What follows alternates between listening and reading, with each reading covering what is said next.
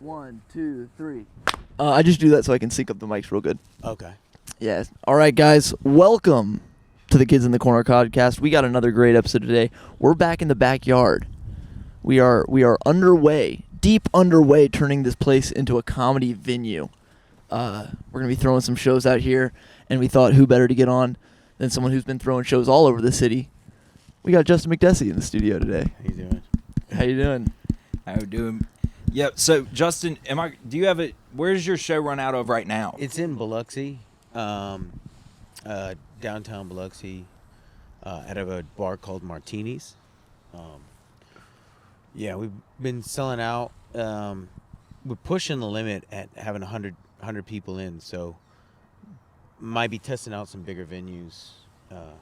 Absolutely. We love a fucking scale up. Would you stay like within the Biloxi area, since that's kind of where like your show's fan base are? Yeah, I think I'm gonna keep it there. Yeah, it seems like the fan base is good, but also, it's just there's not that many shows in Biloxi, so it gives New Orleans comics an opportunity. I'll get them out there and spread their wings, and then also I could start pulling people from Pensacola, Mobile, things like that. And so I get to start networking too, so it's That's awesome, dude. That's near where I came up, so I would love to come out to a show sometime. Yeah, for sure. Even if it's just to see it. When's your next date? March 30th. March 30th. Yeah. Mark it, folks. Mark it. March 30th at Martini's in Biloxi, Mississippi. And what's the name of the show? So that people can. I call it Comedy Madness at Martini's, things like that. Okay. I didn't plan on sticking with the name because I was just I was in a rush, and Madness Martinis, things like that. So I just left it at that. It's weird because you said earlier you're getting a lot of the conservative crowd, older conservative crowd. Well, they're older white crowd. I'm assuming they're conservative. Since it sounds like, yeah, I've even had some like they've had some issues with certain jokes. Well, they'll get mad and things like that with certain things. But so yeah, I guess it's been pretty conservative. Yeah, I mean a show called Comedy Madness, you wouldn't really expect people to come up tight knit. Yeah.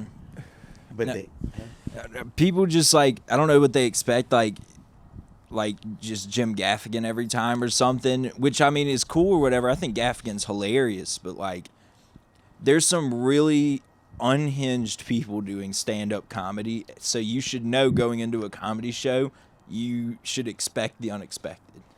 Yeah, I think there's a difference between like comedy club comedy and a special, and so especially in New Orleans, like a lot of people's idea of comedy is just what they see on Netflix and stuff like that. So I feel like they start to, get upset when it doesn't meet their expectations or things like that. Some people hopefully are like it better, the more intimate experience. But I think you always got those fans that are like new. They don't realize they're not supposed to heckle and things like that. Yeah. Or like pull out their phone and record and like the flash is on. Yeah, and that's why I always want to start the show with like explaining this as though they don't know. That's a good move, because I feel bad when they just immediately get like roasted on and drilled by the comic when they're like, oh, I didn't know I couldn't do that. I thought I was thought I was part of the show. Yeah, I thought I was helping you, or I thought it was Yeah, most people who come to comedy shows, they're good people. They just don't know the rules, or the people that heckle like that. Sometimes they're just assholes, but yeah. When they see what they see on TikTok too. I saw a comedian talking about this on her Instagram today actually, and it's a good question to figure, is that has stand-up changed in the fact of like the crowds are expecting like crowd work and all this different stuff, or is it changing in the fact that the comedians just can't come up with good enough jokes to get past the whole crowd work scenario? No, I think it's the I'm a comedian. I got a limited number of material that I don't want to expose, because if people see me, they're just gonna see everything I put on Instagram. So they'll only put their crowd work on because I know I'll never do this again. And now that's what people think comedy is. That's like, what, yeah. And that's what. That's what people like. So many people that don't know comedy find out. Oh, you do comedy. Do you write down your jokes? And I'm like, yeah. What do you mean? Like, Yeah, like like, do you write obvious. your jokes? Like, and they're like, oh, I didn't know. Like, or they say, do you write your own jokes? And I'm like, yeah, I don't have somebody else do it. Like, no, I didn't know if you do that or if you just wing it every time. And I'm just like, oh, people actually think that People are think this winging is it. all on Yeah. the cuff. Which, when you do your job right, I mean, as a comedian, it's supposed to feel like it's naturally coming out of you. Yeah. But Yeah, almost like it's almost like a conversation with the crowd. And like you said, like people write towards like what they see on Netflix. Yeah. I'm a little guilty of that sometimes just because that's what really got me into stand up was watching specials. Yeah. And I want my comedy to end up meshing into a point to where it can be an hour that flows together. I've always appreciated that about like people that put out albums, that they don't necessarily tell a story, but they just flow so well together. Sometimes people put out albums like 32 song albums, and it's like every song is just different and it doesn't flow into the next one quite right. And same thing with jokes. Sometimes you've got to formulate your set to a point to where like I can't start out with like a joke about transgender porn. Maybe I should do something about my sloppy body first and earn their trust and then get into that. But yeah. I found what I work with for me is this formula, and I don't know why. Sometimes I forget to do this still. When it's just like the main thing I've learned is like start off with observational humor, like all the jokes I have about like universally. Oh, people can understand this really, making fun of things that happen in our everyday lives. Transition to jokes that let you give you an idea of who I am. Now you feel, and then go into my stuff that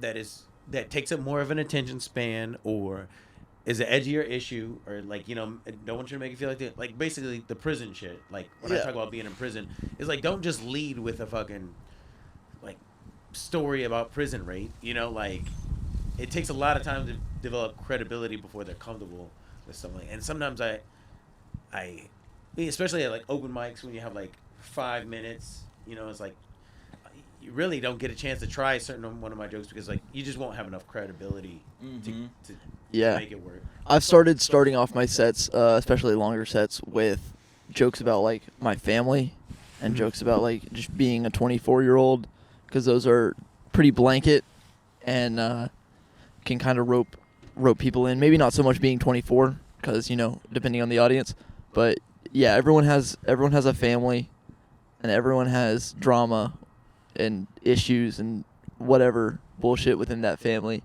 that's ultimately going to be pretty relatable. Yeah.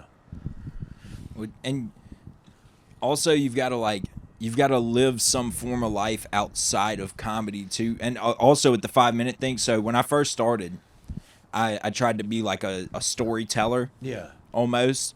And I think that's because I was trying to like hang on to the fact that I had a couple stories that were pretty funny things that happen in life, but also like it took away from the point. I became a better comedian when I started writing more shit that was like observational and more like I'm applying this to my life, and it's a ridiculous thing to apply to your life and then say how it's been working out for you.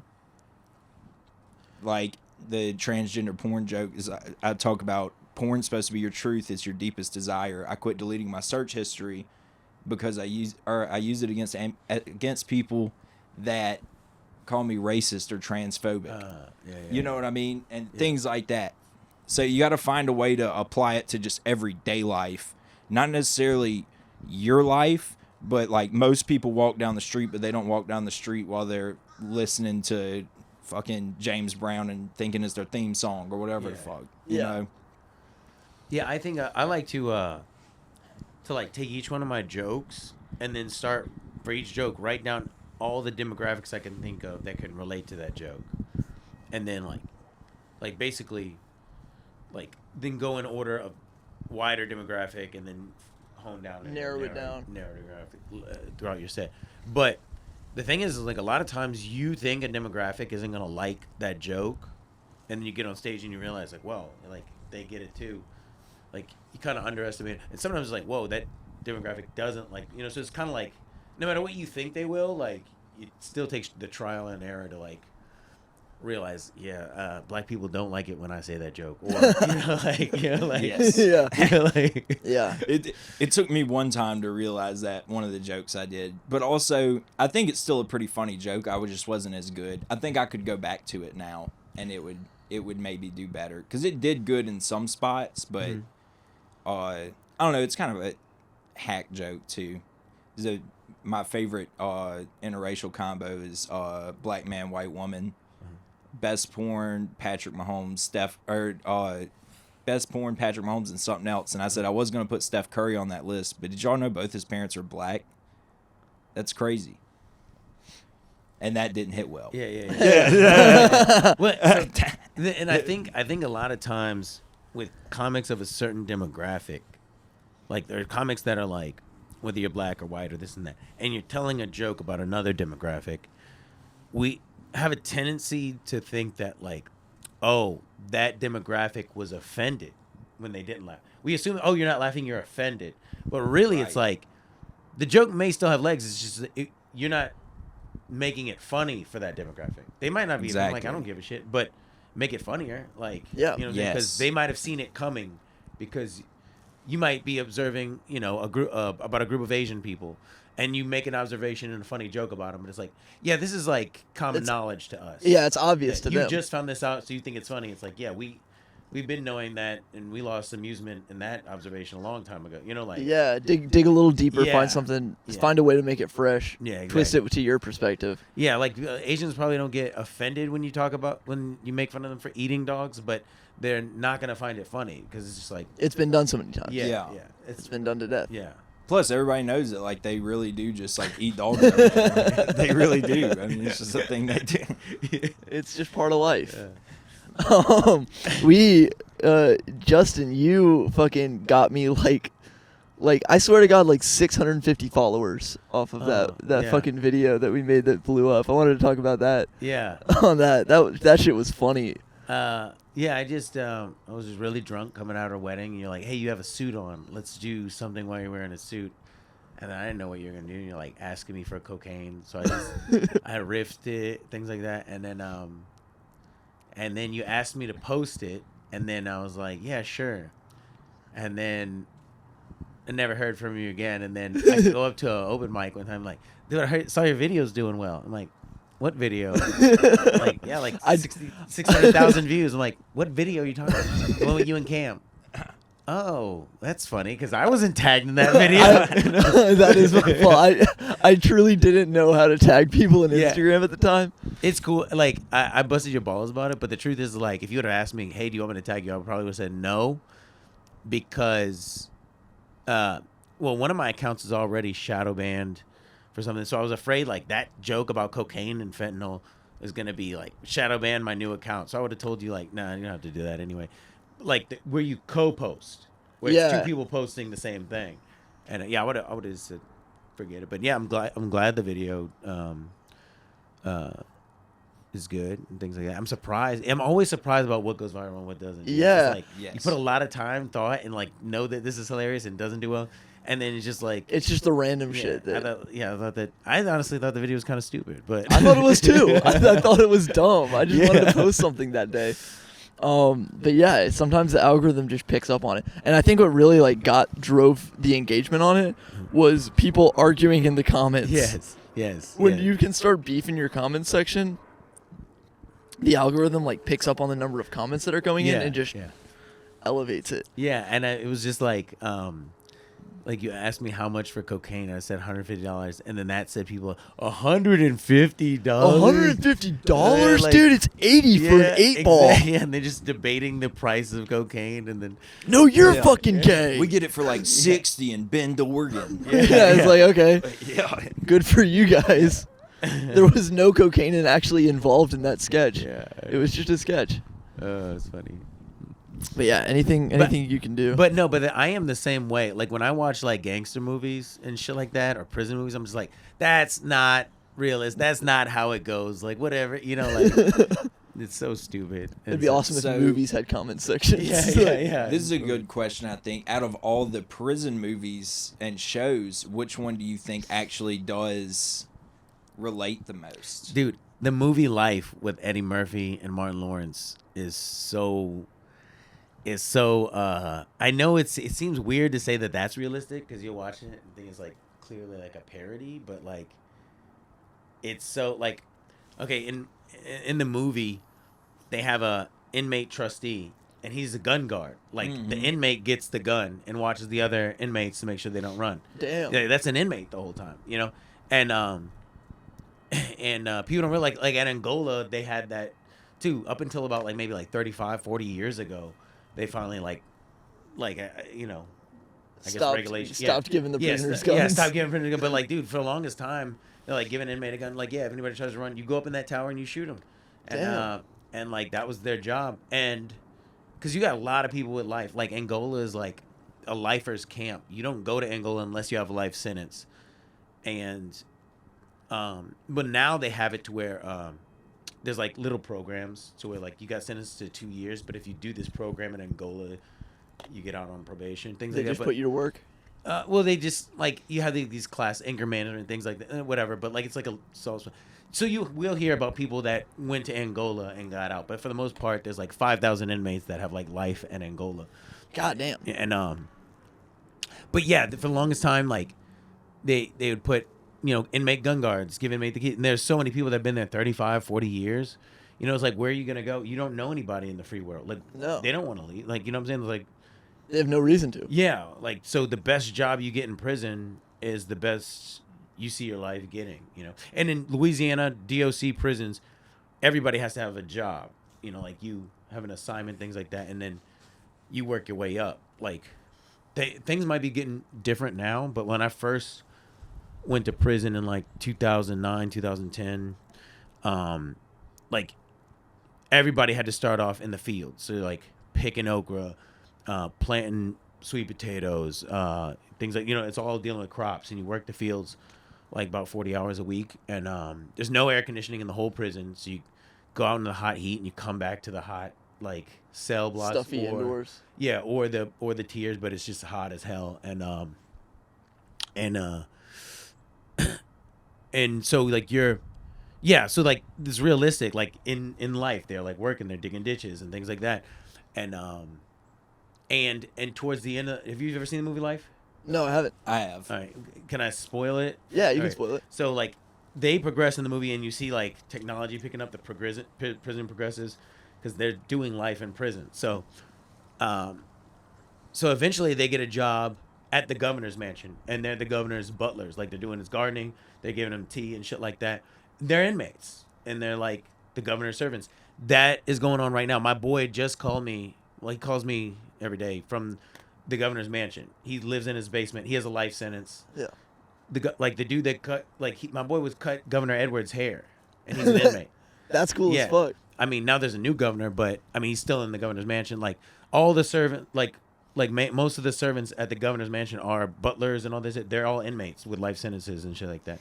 That's crazy. It's a lot more like old-timey, like chattel Yes. slavery than you would Yes. expect. Yes, definitely. Now, don't get me wrong. Like, these are like, you know what I'm saying? Like, there's only 200 people at the police barracks. There might be like 10 inmates at the governor's mansion. But these are like the cream of the crop of inmates. Like, they've proven themselves over decades of being locked up to where it's like, oh, this was one of the good ones. You know, it's fucked up. But like, you know what I'm saying? It's like top-tier life sentencers. Yeah. Not all might have life sentences, but they have enough time to where like they know They know they're going to be in there for a Yeah, while, and yeah. they might as well get the best job they can. Yeah, and they're like, they want somebody like educated, well-spoken, things like that. And they know they're not going to like kill anybody or run away, things like that. So, Word.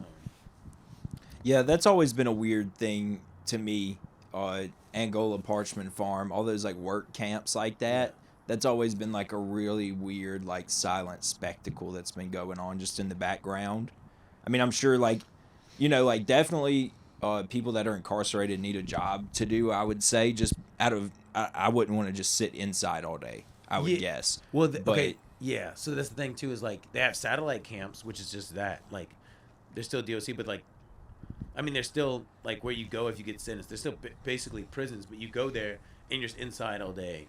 And some of those are pretty fucked up. Like, you just stay inside. There's like knife fights. Nobody really checks on you. People be bleeding for days and shit like that. Like, you never leave. You never get to see the sun or anything. And then other ones where you're like forced to work in the sun and the heat and things. If you ask me where I'd rather go, I'd rather go to a DOC camp and work. But you could politic. You work your way up. You know what I'm saying? Like, Dude, prison different politics have got to be crazy. yeah, but it teaches you how to politic. Like, that's what's crazy. Oh, I It's like, bet. you learn how to, like, get what you want with nothing, you know, to, like, and appeal to people's self-interest real fast and things like that. Like, you got to politic with the guards, you politic with other inmates. Everybody has, like, leverage and things like that, and there's a lot of games being played at all times. But it's so weird to like, have to hustle that much for, like, just the smallest bit of like, freedoms. For, like, some ramen or, like, some soap or something. I don't know. Yeah, maybe not necessarily, like, but, like, there's a surprise, like, okay, so, like, dude, like, there's, in prison, in Louisiana DOCs, like, there's, like, it's like a city, right? So everybody has a job, like, there's things to do.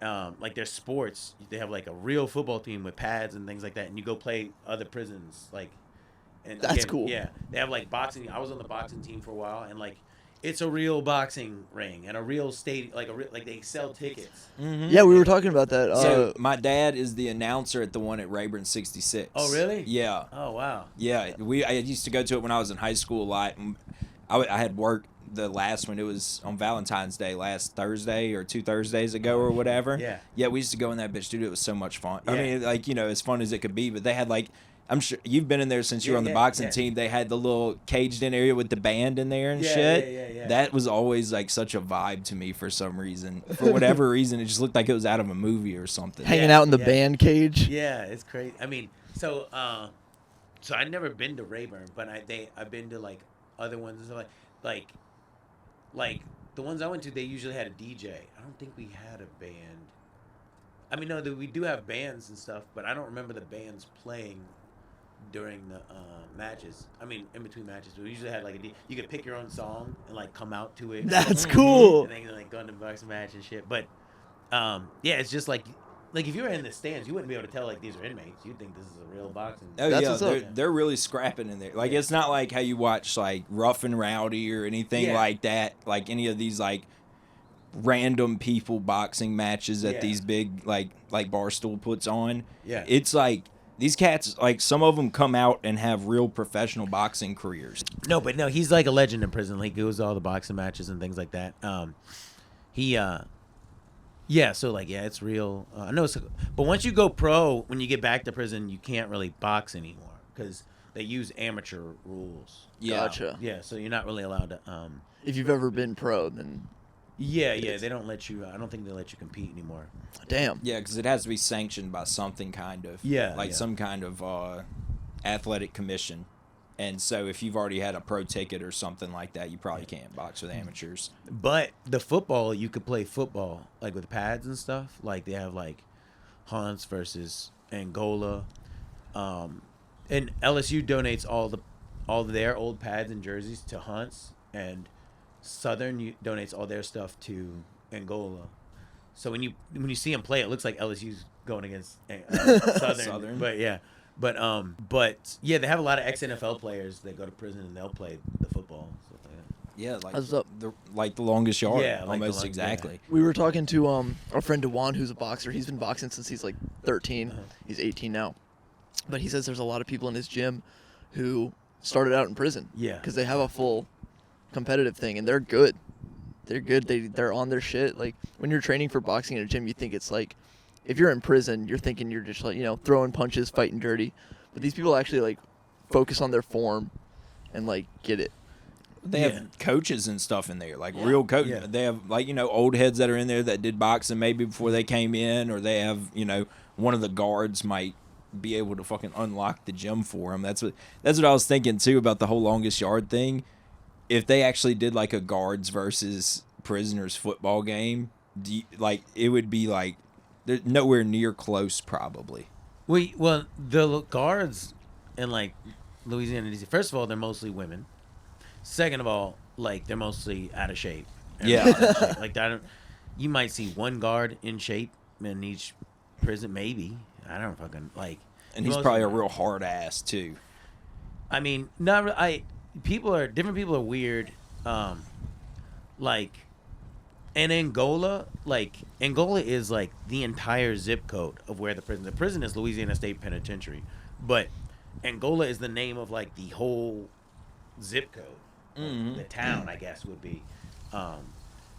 But so there's like houses in Angola, so a lot of the guards have houses in the like in the Yeah. complex.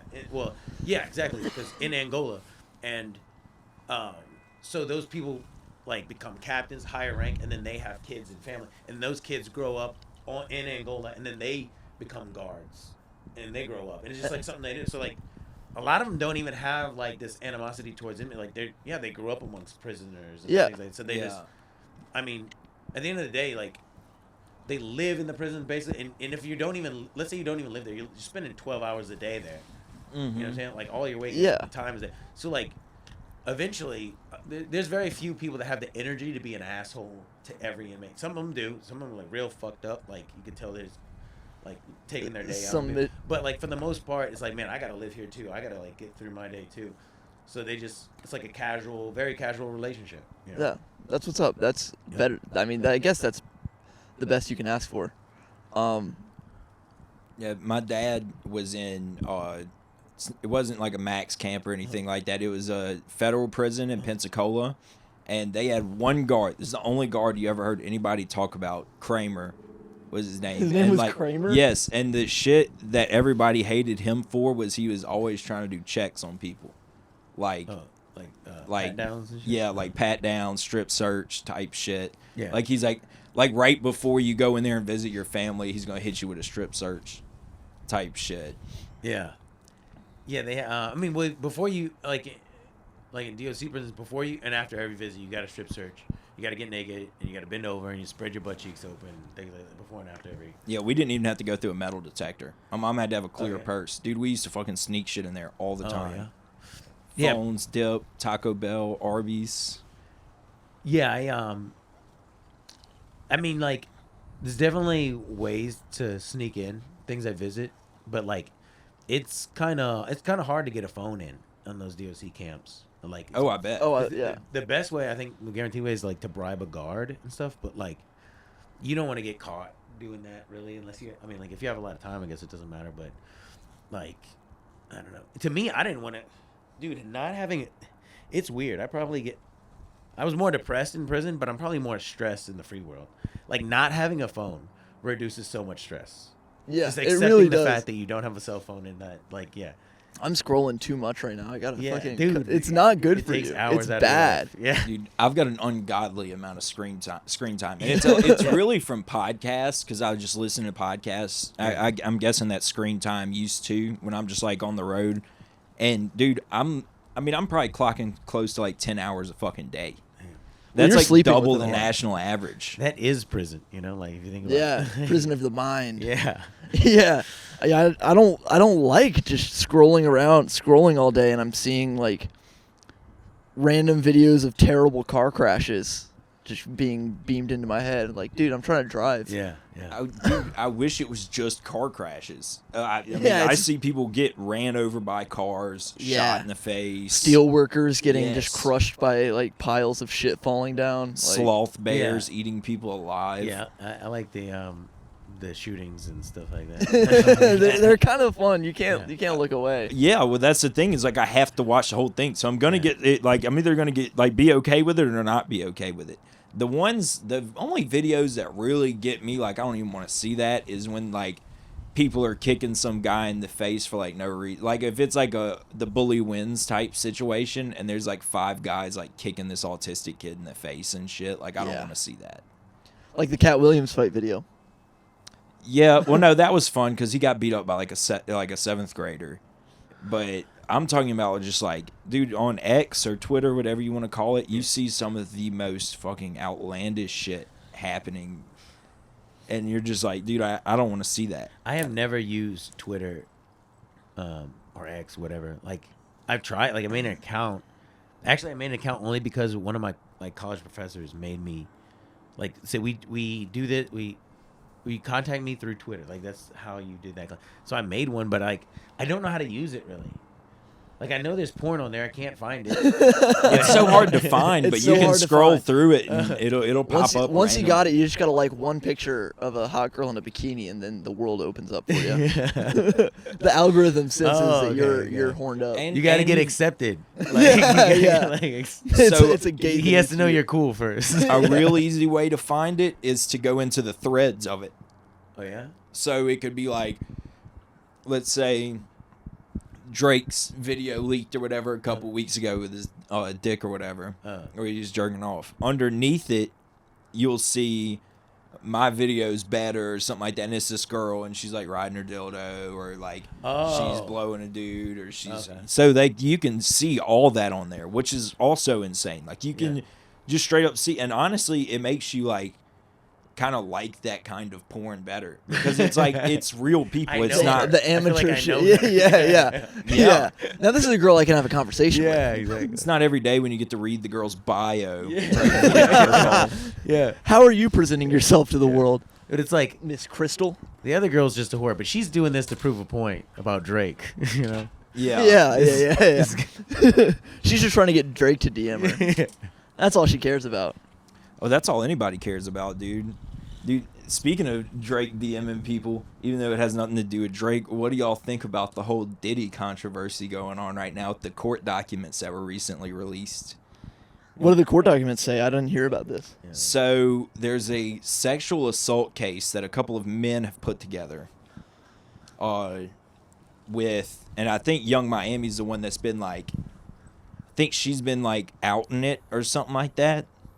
But they redacted all the names. So one of them's Diddy.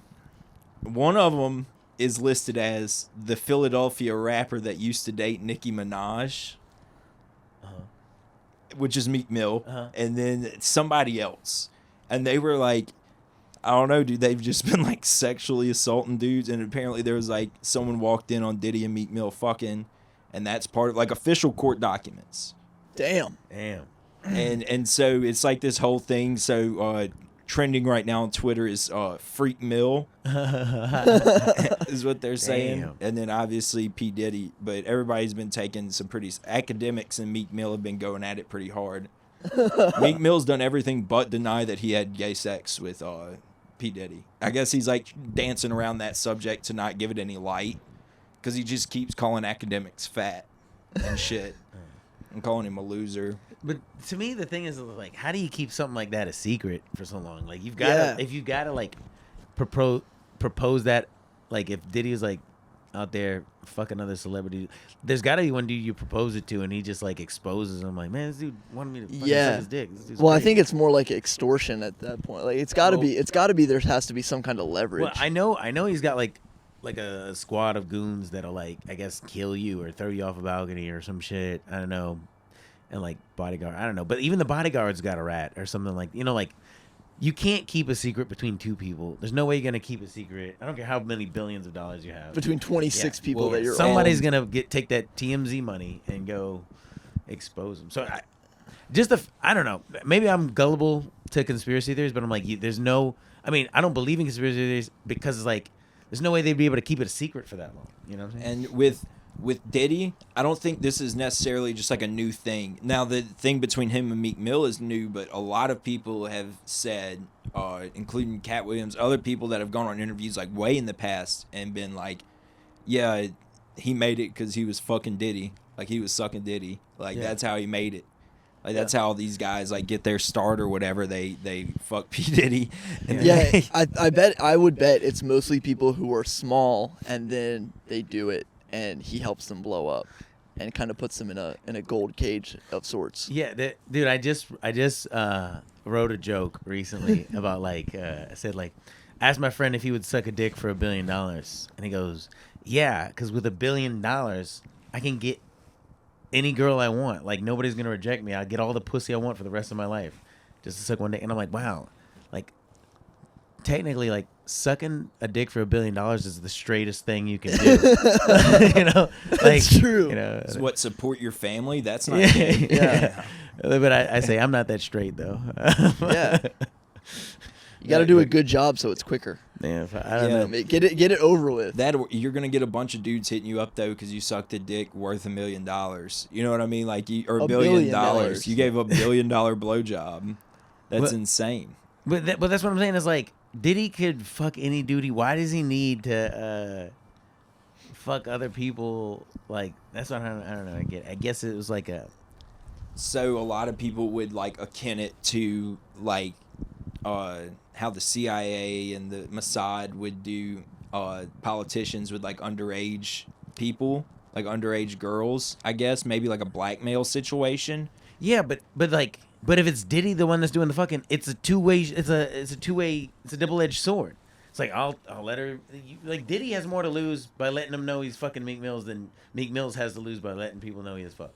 Right. You Yeah. see what I'm saying? Like No, definitely. And that's why neither one of them have like really like said anything about that situation, and it's more of like, man, we like didn't sexually assault this dude. Like, what is he fucking talking about? well, that's what I'm saying is like the whole thing is pointless. Like if you're that rich and you want to be a closet homosexual, then go like I don't know, be professional. There's a go better get way. a no name. Yeah. Like, Go get a guy. nameless grinder or something like that. I don't know. Well, I Do guess some fucking Larry, some research. Larry Yeah. Sinclair was once a no-name loser, and now everybody knows who he is. Who's that? The guy who lied and said he sucked Obama's dick and smoked crack with him. Yeah. So, but like literally anybody think- can say that. Like I think it's got to be like a power thing. Like you get off on like it being someone who may have some power, but you know you have more power than them. It might be some kind of sick. I mean, people get people are fucked up and weird about sex. Hey, You know, and they you want- know what? If Meek Mill and Diddy are fucking, it is perfectly okay, guys. Yeah, I hope they get I married. just don't okay. believe. I find it hard to believe that like that Diddy would be risking it all, one male celebrity at a time, just for like the weird thing. I mean, I'm saying I guess it could be true, but I'm saying it's like it's just it's a lot of work. It's a lot of It's work. a lot of work and a lot of risk just to. You could just fuck another dude. That you know what I'm saying? Like Yeah. He'd go to any country he wants where nobody knows his name and fucking Go to town. yeah. Just rock some twins. Same thing about like Epstein's Island, man. It doesn't make sense to me. Like these guys are rich billionaires, 100 millionaires, celebrities. They can fuck little kids in their backyard. Why do they need to go to an island to do it? Like you know what I'm saying? Like I guess so. if that's what they're into, they're doing that all the time. way I don't need to, like, the go to- way they were doing it, especially with flying them out to the island, I think so. Like I'm pretty sure everybody knows this. Is what they were doing was they were doing it as a blackmail situation. So it's kind of like, let's put them on home turf. We'll get them to the island. We'll bring girls out. They don't have to be they don't have to know that they're underage. And most of these girls on Epstein's Island weren't like fucking 8-year-old girls. You know what I mean? These were like 16, 15-year-old girls. So like there's like that horny dude like mind fog that can't see the difference in a fucking 17-year-old and a 20-something-year-old, I guess. And they just get them. You know what I mean? And then sometimes people go there because they know that's what's there.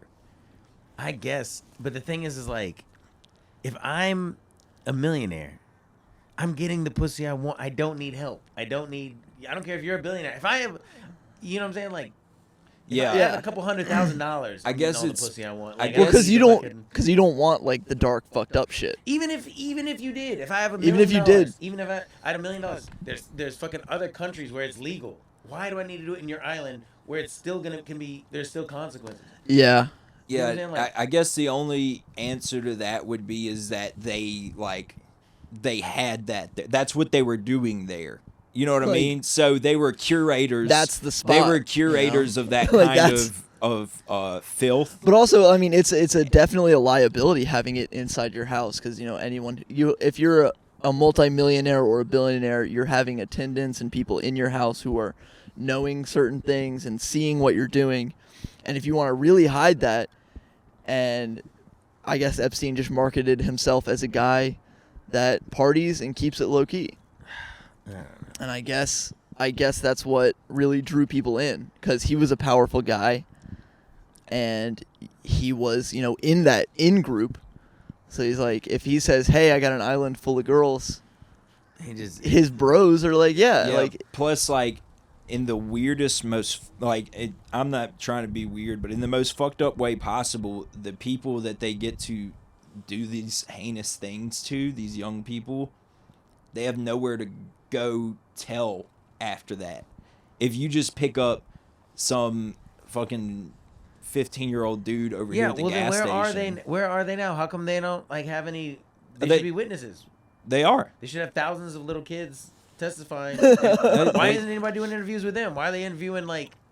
Well, because they're spitting some like world-changing information, and like that's the thing. But it's still not illegal. That's why everybody. If I was a journalist, that's the first people I'd interview. Yeah. I'm paying them a bunch of money to do the interview, and everybody's gonna watch my shit. So what? So like, yeah, the bigger the consequences, people would be on that shit in a heartbeat. Yeah. So if you had. So they've done interviews with victims of Jeffrey Epstein. Most of the ones I saw, they did it on a documentary. I didn't see any of them that were people on the island, but they were girls that were like at his houses and shit.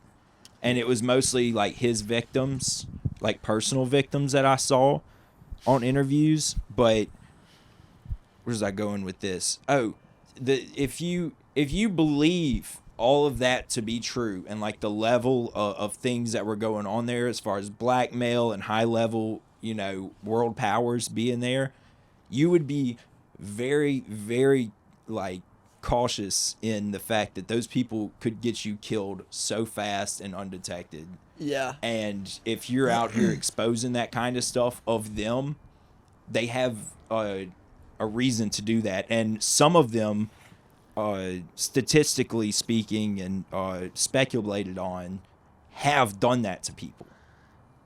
Hence the Clinton body count. Yeah, but the thing is that people still say that about Clinton right now. You mentioned about Clinton, like, you know what I'm saying? Like, like if you're willing to say that and not fear of any consequences, like, out of all those hundreds of kids on this, like, one of them's bound to have the balls to say something, like, and not really think that, you know what I'm saying? Like, dude, if you pick 100 people, like, there's no way that everybody's going to be afraid of the same consequences. That's why people go to prison, right? Because out of 100 people, 99 of them might be afraid of going to prison so they don't commit crimes, but one of them is not going to give a fuck. So, like, even victims and things like that, if a bunch of people went through something, I don't care how scared you are, nobody's going to keep it a secret.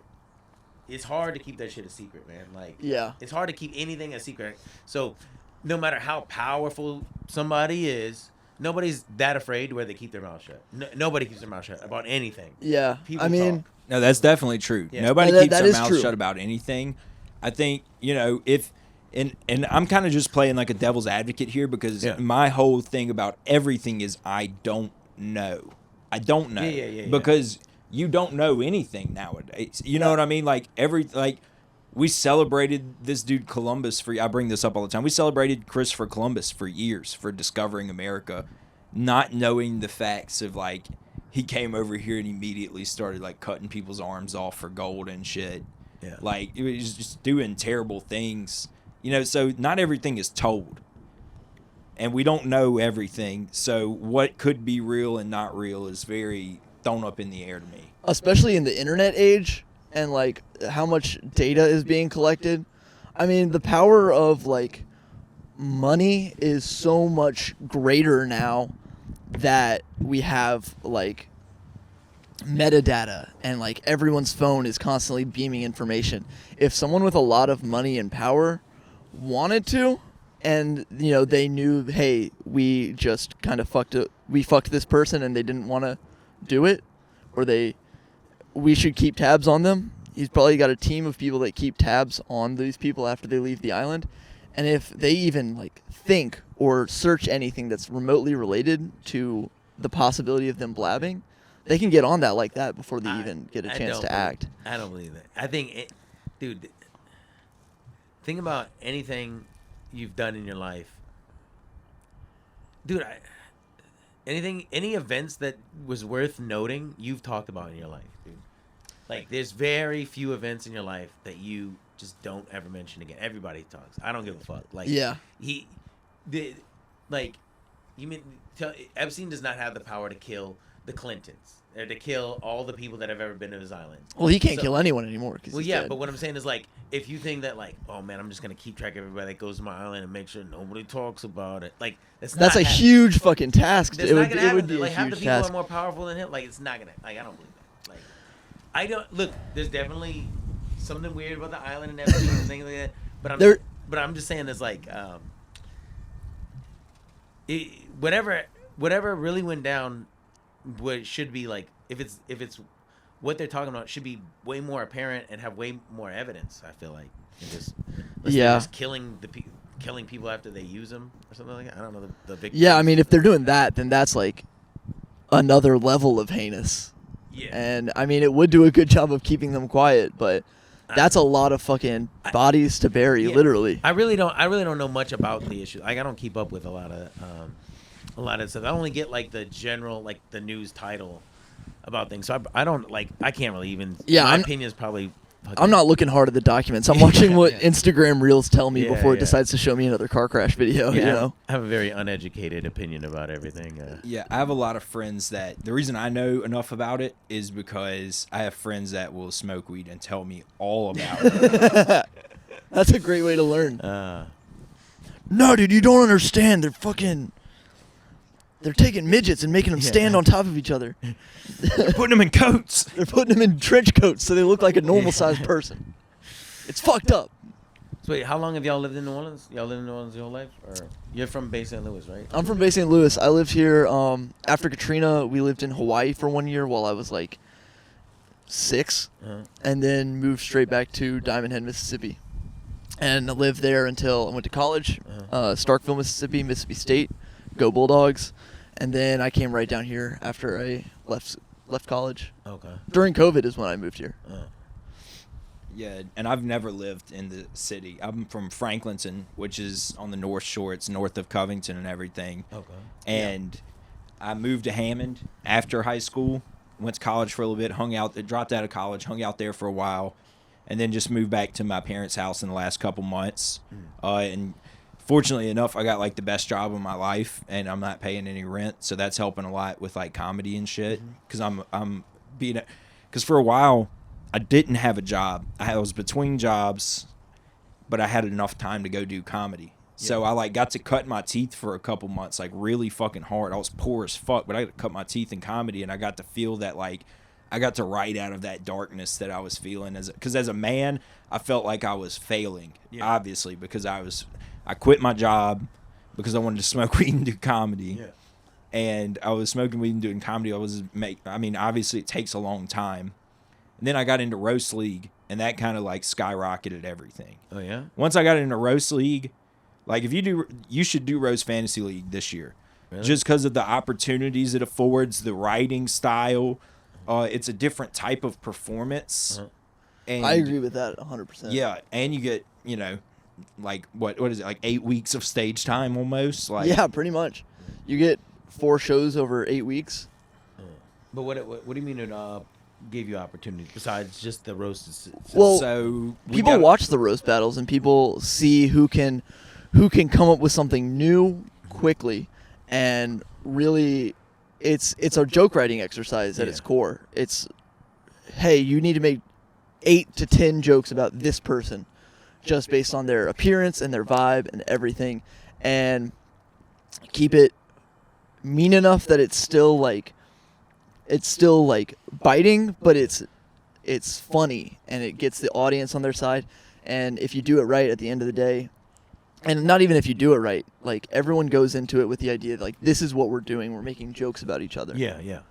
So it's a fucking awesome like writing thing when you can get your ego aside and really enjoy it, really sink your teeth into it. And also you do get like opportunity, you get booked on showcase shows because of it.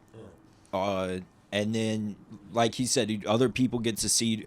I'll say this, and I feel this deeply in my heart. Until about week 2 of Roast Battle, I was pretty convinced that most of the people down here didn't think I was that funny. Oh, yeah? And I would get, like, the only person I think really believed in me before Roast Battle was Chris.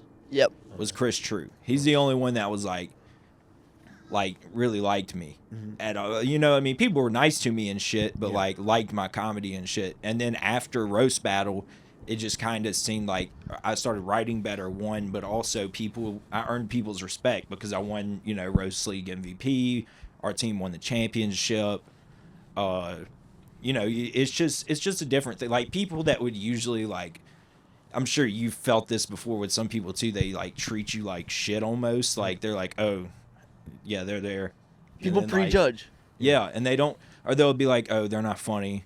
Like you can like see it on their face. They don't think you're funny. Yeah, yeah. When they're bringing you up at a show, when they're Bring you up at an open mic. yeah, when they're bringing you up in an open mic, oh, this guy, he drove 30 minutes to be here. Yeah.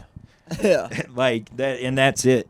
And then now, you know, for the most part, I think I have like some pretty good friends in the comedy scene. Most people like me because they've gotten to know me. Yeah, I've gotten to open up since then too, because I got more comfortable after that. I think I've accepted that, like, the city I live in and do the most mics in and do my work in is gonna be like I have to be comfortable with eating shit here. You know what I'm saying? Like, I set my pride aside when I'm in New Orleans because it's like yeah, if I'm worried about killing every time or things like, you'd be less, what do you call it, inclined to try out new stuff, I think. Right. So, like, I'm like, yeah, a lot of people are gonna see me bomb here because this is the place where I'm gonna bomb. You know, Yeah. like your home, like, this is my like your gym. You know, so like I try not to even like value opinions here. You know, like, which is I guess why like it's good that I have a show in another state and things like that, and like I'll travel and try to do drop-ins in other states and cities and things like that, and so I think like especially as when you keep doing that, you're like, I don't give a fuck about like the New Orleans thing, but I do worry, like I do have to constantly like check myself, like, you know, like, yeah, be okay with bombing here, you know, or like especially at the open mics, things like that. Oh yeah. Well, that's what I've gotten to the point to where like afterwards, like I definitely take it to myself and I do some self-analysis on why I bombed. But most of the time when I bomb afterwards, and you can ask Cam, like I come out there, I'm like, fuck, dude, that was fucking terrible. And I'm just like laughing. Or like I've done bad before, and Cam go, how do you think that went? And then we just start laughing about it because like it happens. It happens to everybody. And like we have jokes that we know land, like we were talking about earlier, like how you're talking about matching jokes to demographics and stuff. Yeah. Sometimes the jokes that you have aren't for that crowd. Like and they just aren't, and they work well other places, and that's where you got to like start matching everything up. I've got to do a better job of that, I think. My opener, that's the thing, is my problem is my opener does well with any crowd because it's not like super dark or inappropriate or anything. Yeah. But once I get deeper and deeper into my set, sometimes it can get, instead of just laughs, it's more like, oh, like that. Yeah. And you know, which is still good. You're still getting a reaction out of people, but also I would like to fill it up with more laughs. And that's what I've been focusing on, jokes per minute and laughs per minute a lot here recently. Yeah, I feel like I need to do more shorter jokes instead of the story. Like, I put my story jokes to the side because those are like hit or miss. Like, you know what I'm saying? Like, they kill, or you'll fucking bomb so hard you wish you never fucking wrote the joke. You know, like, it might be the same joke, you know, just week to week, but I would say keep those stories on a shelf, but never throw them away. Well, I keep everything on a shelf, and like, I heard Chris Rock and Tom Segura talk about this, and they said everything should have story. Story should never be construed from a joke. There should always be an example of what's funny and like how it happened. But like sometimes stories, like I have a story that I'll put at the end of my set, and it's like 3.5, 4 minutes long. Yeah. And there's a lot of fucking dead space in there where people are listening. Yeah. They're listening to the story, and that's fine. You have to get comfortable with that, so there's not a lot of laughter in all of it. But when you get to the end, the big payoff, like if you watch like even especially a newer Chappelle special, he'll go on for like 5 minutes. Yeah. And nobody's like really like super laughed at anything yet, and then it gets to the end and it's boom, like an eruption. Yeah, yeah. Which is, you know, pays off at the end, and that's what I heard someone else tell me, or I think Pickle was talking about it the other night. Don't try to follow a story. So if you're going to have a story like that, like the one I have, try to put it at the end, especially if it's a good story. Like if you've got a story that kills, save it for the end. Yeah. Bert Kreischer doesn't become famous if he tells the machine at the beginning. Yeah. Yeah, he saves it for his end because everyone is listening for the story, the machine story, or whatever story you have that's great. Tater salad. Make them listen to all of your all of your jokes first. Hey, this is who I am, and then you get the story. Yeah. And Marcus was telling me the other day at another bar, like he's like, and I still need to like go through all my jokes and see where I'm not doing this thing. And it's like I guess every time you, and I probably shouldn't be the one saying it if I don't like. I took it as like every statement I make, follow with a tag or something funny. Like, yeah, there might be long times you explain something, but there's no excuse to not put tags every statement. Every time you have to educate them or give them a new piece of information, something funny has to be attached to it. Make it dense. Otherwise, it's not important enough to, you can't make something funny out of it, then I guess the joke's not ready. Yeah, that's definitely a guy to listen to, too. Yeah, His joke writing ability is fucking out of this world. Dude, Marcus makes me like mad. He was the first comic to ever buy me a beer. When I first got a car when I was like 17, I would come down to New Orleans to do open mics before I went to college. Mm-hmm. And Marcus Bond was the first person who like saw me and was like, "Hey, here are where all the other mics are in the city." I followed him to another mic and he bought me a beer there. And that moment I was like, "Oh, wow, there's like a community here. Yeah. There's people that like uplift each other." So I'll always be grateful for Marcus for that. Also just so fucking unrelentingly funny. Yeah, he's even just in person and like hanging out with, like that night at that Christmas party when he was here, bro, like I couldn't quit listening to him. Like I was just like, I was sitting on the couch, not even in the same room, but I was like, I'd put my phone down. I was just sitting there listening to what he was saying, bro. He was sitting there juggling and holding court, talking at the same time. Like fucking people are turned away from their boyfriends and shit. Yeah, he's just sitting there and he's just riffing. You know what I mean? He's not flirting with anybody. They're not flirting back. He's just like sitting there fucking. Yeah. They were talking about Just having fun. Yeah. Cam's dick being on Netflix, and he like looks at this girl's boyfriend. He's like, "Damn, it ain't gonna be Netflix dick, but you could have Tubi dick, and shit like that." Yeah. Just shit great. like that's hilarious, bro. Damn. Yeah, like he is. I told him like I think out of everybody in the scene, like when I go to open mics and stuff, and like he's the one I like for. Like I'd listen to him. Yeah. Like, a lot of times we get to know each other's jokes, and it just becomes like no matter how funny it is, like if I heard it 15 times, it's just like noise in the background to us. But like every time Marcus goes on, I look forward to like hearing what he's got to say. Because it's always something like he'll tell the same joke with like a twist or something like different each. He puts a little spin on it. Yeah. I don't think he ever tells the same joke exactly the same way. Yeah. I haven't seen him enough to like also even get familiar with his material, or like, because every time I've seen him, it has been something different. So I don't know if like, what I'm saying, like there's too many of his jokes that like other people might quote to me to where I like necessarily know it. But he stays for. I like to see him work on stuff. I like to see him even if he like pauses, and like okay, like and then go into it. I'm like man, like, and I can see how quickly he thought of it. Like, Just his personality and his look too. He just looks and sounds like a guy you want to laugh with. Yeah. Like he really does. Yeah. Like he has that like energy about him. And like it just is natural. Like even his laugh is super contagious. Yeah. Like if he starts laughing at himself on stage, it's gonna draw an even bigger laugh. It really is. Yeah. But yeah, that's enough sucking Marcus's dick. We'll edit all this He gets out. his dick sucked Make enough. sure He gets his dick sucked plenty. He's an insanely good comedian. Of course he gets his dick sucked too often.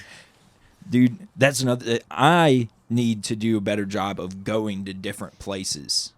You were talking about going to different states and dropping in. Dude, I barely even go to like Hi-Ho or 12 Mile Limit. Like I really just don't, because I don't live down here. My days, I work in Kenner, but most of the time I'm getting off at 6 or I'm getting off at 8, and I'm like, I gotta drive an hour and a half home, dude. This fucking sucks. So I gotta get a spot closer to here. But I can't keep making those excuses for myself. Yeah. You know what I mean? I can't. I gotta dive full tilt into it, because if I went like to like stay on the same level as the guys that I'm wanting to come up with, I've got to be working just as much as them. Well, shit, if you want a room, I mean, I got you. Yeah, we definitely need to talk about something with that. That's on the table for sure. Yeah, I was about to say, whether it's just like a couple nights a week or whatever it is, like definitely I need to do something. Super down for that. I've noticed this too about myself. I've been spending too much time with a certain person, and I'll like drop everything to go spend time with them instead of like go to an open mic. And I've always told myself, and I've prided that on myself, that nobody could stop me from doing comedy. Yeah. Like I've had to look my parents in the face and be like, this is what I'm fucking doing. And then I won't even do that for myself when it's time to go hang out with what's her face. Some lady you got a crush on, you know? Yeah. And then also like I need to get away from that too. Because I don't know. When I live in that darkness, when I get in that mode, dude, I come up with some of my best comedy shit, honestly. Yeah, those times when I wake like up depression. in the morning and I'm just like, oh, fuck, dude. I can't stop thinking about this or that or whatever. It's like the only thing that I can do is think about something funny. When do you write most of your jokes? Like, what kind of state do you have to be? I think a lot of it has been like, because the job I have now, I'm driving like a truck and making all these truck routes and stuff. So a lot of it's been in the car lately. And my hours, I don't know when I like start to end, when the last like truck route will end. So it's like mostly in the car. Your mind can wander a lot while Yeah. you're fucking driving.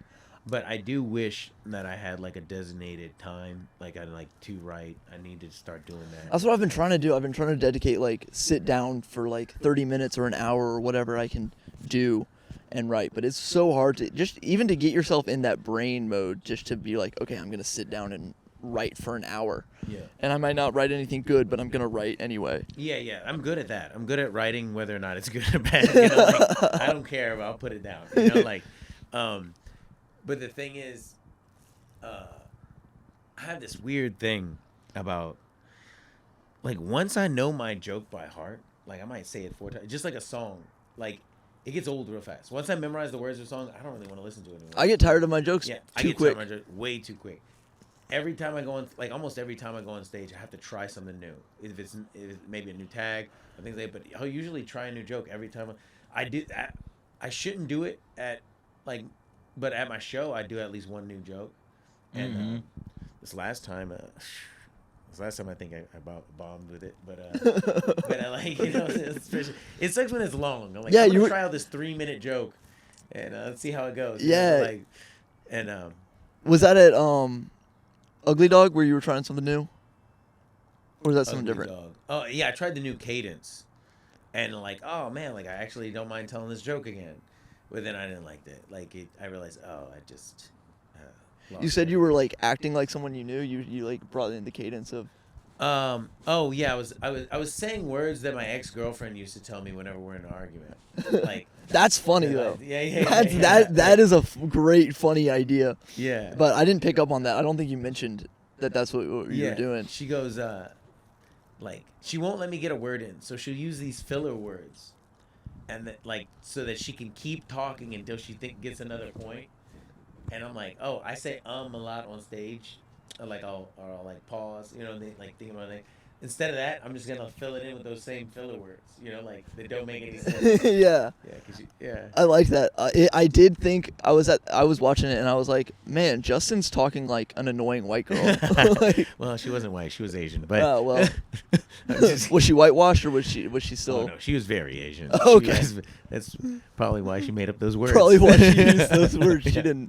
She had to get something out. Yeah. What was I about to say about the cadence? Oh, I feel like a lot of my jokes, I change the cadence. I have one joke where I literally turned into Bertie Mac almost. Yeah. Yeah. Pilgrims don't know about no motherfucking honey butter, bacon, egg, and cheese. You didn't have that at the first Thanksgiving. Yeah. Like that. Someone even said I wrote that joke thinking that, and then finally the other night Jennings was like, "What's up with the fucking Def Comedy Jam shit, dude?" What? But Jennings is like the last person that should be questioning Kate. Like, no, yeah, definitely. Because you could tell his shit gets inspired, like different jokes get inspired. Like you could tell, like I could see other comics through his like some of his jokes. Oh yeah, for sure, 100%. Yeah, and when his cadence is on, it's like you're watching someone. yeah, that you like, kind who of is this? almost have to sometimes. Like, you don't want to base your whole personality. Obviously, it's got to be genuine to you. Like Jennings, like I wish he would stick. Like he speaks way faster in real life than he does on stage. Yeah.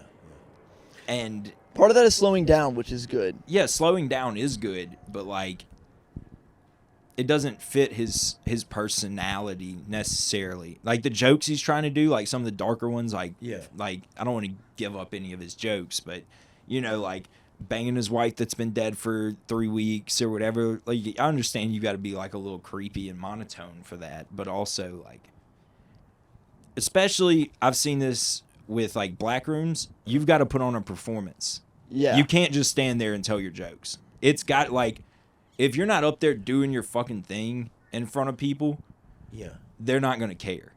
If you seem uninterested, They're not going to interested. be interested. Yeah.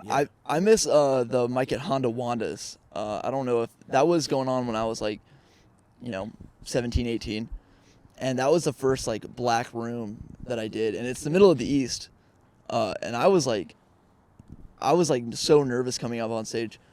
The person who brought me up, Justice Served, I don't know if you've met them, brought me up saying, please welcome this next guy. He looks like Kyle Rittenhouse, Cam Ladner. And that was my first intro. You were 17 when Kyle Rittenhouse was there? Yeah, it was like recent, 17 or 18. You were 17 years old? I think it was 18. No, that was during like the George Floyd riots. Yeah, that was like. So we were like in college. Yeah. That was during the pandemic. That wasn't during the pandemic, was it? That was like right at the beginning or right before. All that shit happened while I was locked up because I don't remember it really. So I know. Oh, well, I'll have to like look back and like fact check I myself. think it was on like that one. 2020. Yeah, it was probably around 2020, but it You were was doing my. comedy at 17. Yeah, I did my first open mics at 17. Cool. Then I went to college and I did improv, and started an open mic in Starkville, Mississippi, which is still going on in spirit. That show got shut down because the owner of the bar was a creep to a bunch of 17-year-old girls, and they moved it to a different bar called Dave's. But it's got a different name now. But it's the same. It's my improv comedy troupe that's running it. Oh, wow. And it's still going on. And that's like my one of my prouder things is starting that open mic in Starkville. We might have to make a run to Starkville and do a drop-in set. Oh, that would be so cool. At the open mic. Is it like doing good? Like, Apparently it's doing good. I see some clips from there sometimes. The improv troupe will post them to their Instagram account, and I'm like, all right, man, y'all are doing it. It's a little heartening. But yeah. I'm excited to get the shows going back here, dude. I'm manifesting a lot of good nights in this backyard that are going to be a comedy show / a backyard house party situation. Yeah. Feel to them. I think for our first show, I want to find a date when Crockett can make it there. But if you would like a spot on our first inauguratory show, I would like to offer it to you now on the pod. Yeah. You have an idea about when it's gonna be? Later in March. March. Okay. Hopefully, maybe even before Crockett's trip to Arizona coming up. Yeah, I was about to say, that'll be early in March. That'll be like in the next 2 weeks. We're going to have a hard date by March 6th. I'm trying to get enough work done in the backyard that we can have a realistic date. What day of the week were you wanting to do it, you think? I was thinking like a Friday or a Saturday, but I would be happy with, a Wednesday or a Thursday because it is a backyard vibe. Like, we're going to have my girlfriend Maddie is hooking us up with some food. She's friends with a vendor, and we're gonna sell drinks. It's gonna be a friends and family show. We're gonna invite anyone who's watching the podcast, and we're gonna send out minimal flyers. But it's really just bring your people. We're just gonna have a good time in the backyard, and then that's gonna be our pilot test run for future shows. Okay. Cool. We're definitely wanting to do roast battles back here. Yes. Pickle's gonna help us with that. Pickle's been helping us a lot. He's been giving us a lot of tools for fixing this place up. But yeah, super fucking hyped for it. For sure. I hope no one like steals all my shit or throws a tantrum or calls the cops or anything like that. Yeah. There's so many little things to worry about, but I think it's gonna turn out okay. Yeah, we'll make sure that's one thing we've got to plot out because like most bars and venues would probably have that. We've got to have some kind of system for like not security, but like definitely keeping people just like out of the house. Yeah. Uh, One person in at a time to use the bathroom type shit. Yeah. Block off all the other doors so it's just like you're getting railroaded into the bathroom. or railroaded in the bathroom. Don't steal my silverware and shit. Like, Yeah.